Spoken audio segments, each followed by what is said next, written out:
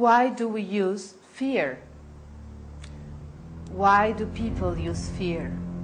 Why do politicians use fear? Why do parents use fear? Why do teachers use fear? Why do business people use fear? Why does the manager use fear? You know why? Because it works.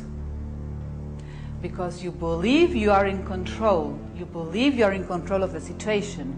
You believe you can anticipate the results. And to a certain extent, we can say it's true. For a very short time. You have the belief that you are in control. But in the long run, it doesn't work.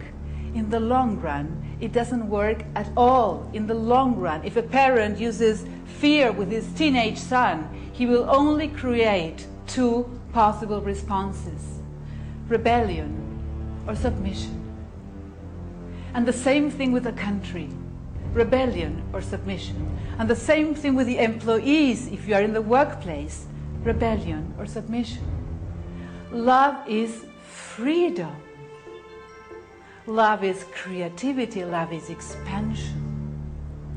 Now, when we are in the belief that we are controlling things, for a short while we may feel good, but in the long run, the results are never good. Actually, fear interferes. Fruits of fear are, instead of being joyous and happy, you become envious, you become small, you become rigid. You want things to be done your way. There is only one possible way of doing things. You can become a perfectionist. And the difference between a perfectionist and someone that works for excellence is that the perfectionist suffers every time he or she makes a mistake. Fear interferes.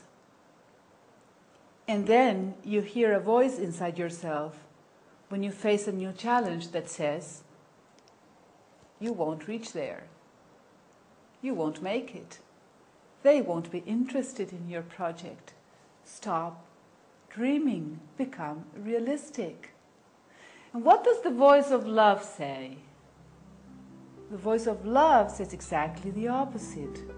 Be realistic. Plan for a miracle. But sometimes the voice of fear can be good.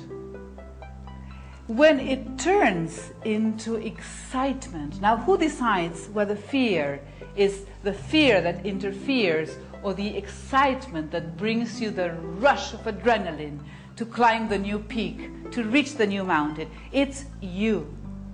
You have a choice. You can listen to that voice and become a friend. And listen to that voice as I listen to the voice inside me when I have to face a new audience or give a new talk. I know the voice is telling me, Veronica, get ready. Do you want to climb the new mountain? Get your gadgets, be prepared, do your exercises, get the resources, get ready. Befriend your fears. When you live in the paradigm of love, you can do that.